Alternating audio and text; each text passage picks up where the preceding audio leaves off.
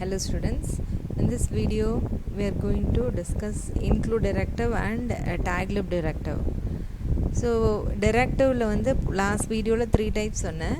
One is page directive, அது already discuss பண்ணிட்டோம். இப்போ நம்ம discuss பண்ண போகிறது include and taglib. So include #include stdio.h. So it's a #include அப்படிங்கிறது என்ன உனக்கு ஒரு directiveன்னு தெரியும் உனக்கு. அதே மாதிரி இங்கே include directive அப்படிங்கிறது எதுக்கு யூஸ் பண்ணுறோம்னா to include the already created web oriented application into the JSP page. அதாவது JSP பேஜில் ஏற்கனவே க்ரியேட் பண்ணியிருக்க அப்ளிகேஷனை உன்னோட JSP பேஜில் இன்க்ளூட் பண்ணுறதுக்காக நம்ம யூஸ் பண்ணுற டிரெக்டிவ் தான் இன்க்ளூட் டிரெக்டிவ் அப்படின்னு நம்ம சொல்கிறோம். ஸோ இதோட ஜென்ரல் ஃபார்மேட் இப்போ ஏற்கனவேனா என்னென்ன அப்படின்னா அது it maybe HTML or XML ஏதாவது ஒரு URL இருக்கும். இப்போ first.html first.xml அப்படின்னு சொல்லிட்டு ஆல்ரெடி ஒரு ஃபைல் க்ரியேட் பண்ணிட்டேன் நீನು. ஸோ அதை என்ன பண்ணலாம் நீನು ஒரு JSPக்குள்ளே இன்க்ளூட் பண்ணிக்க முடியும். அது அந்த மாதிரி கேஸில் தான் நம்ம இந்த டிரெக்டிவ் யூஸ் பண்ணுறோம். ஸோ இதோட சின்டாக்ஸ் பார்த்தோம், ஜென்ரல் ஃபார்மேட் பார்த்தோன்னா உனக்கு நம்ம பேஜ் டிரெக்டிவில் பார்த்த மாதிரியே இதோட இனிஷியல் இப்படி தான் இருக்கும், இதோடைய க்ளோஸ் அதாவது ஓப்பனிங் அப்படி இருக்கும், க்ளோஸ் இப்படி இருக்கும். அண்ட் தென் அங்கே வந்து பேஜுன்னு பார்த்தோம் இல்லையா கீவேர்டு, இங்கே கீவேர்டு என்ன இன்க்ளூட், இங்கே இன்க்ளூட் அப்படிங்கிறது கீவேர்டு. ஓகே, தென் அங்கே ஆட்ரிபியூட்ஸ் வந்து 1 to n பார்த்த பேஜ் டிரெக்டிவில்.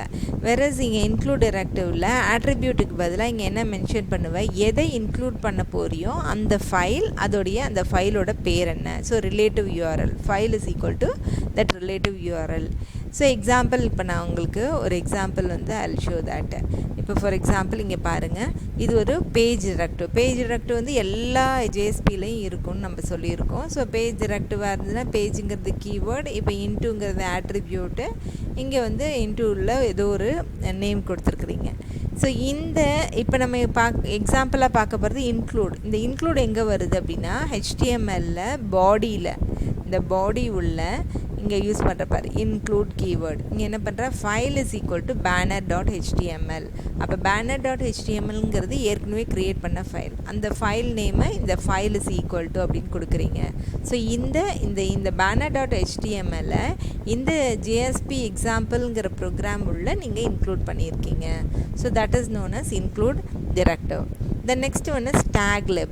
ஸோ taglib அப்படிங்கிறது என்ன அப்படின்னா which is used to include the already created dot class files into JSP page.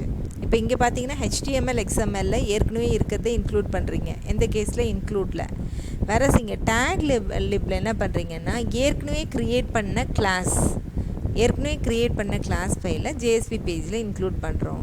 So இந்த கேஸ் எடுத்துட்டிங்கன்னா இப்போ ஒரு ஜாவா கிளாஸ் ஃபைலை வந்து டைரெக்டாக நீங்கள் இன்க்ளூட் பண்ண முடியாது, ஒரு JSPயில் வந்து டைரெக்டாக ஜாவாவை இன்க்ளூட் பண்ண முடியாது.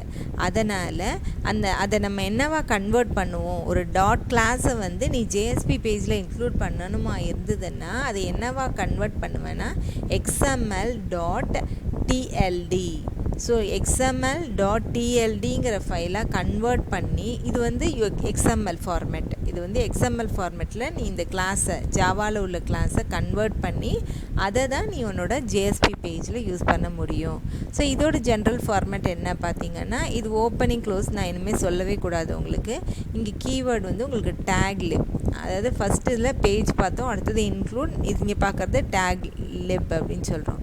அதுக்கப்புறம் URL, எந்த URLோ அந்த URL, எந்த கிளாஸை நீ கன்வெர்ட் பண்ணி XMLாக கன்வெர்ட் பண்ணி வச்சுருக்கியோ அதோடைய பார்த்து XML.tld file. And then prefix வந்து நீ கொடுக்காமல் இருக்கலாம். Prefix equal to Java class file name, எந்த ஃபைலை கன்வெர்ட் பண்ணியோ அதோடைய ப்ரிஃபிக்ஸ் வந்து நீங்கள் கொடுத்துக்க முடியும். ஸோ இதுதான் வந்து taglib டிரெக்டிவ் அப்படின்னு சொல்கிறோம்.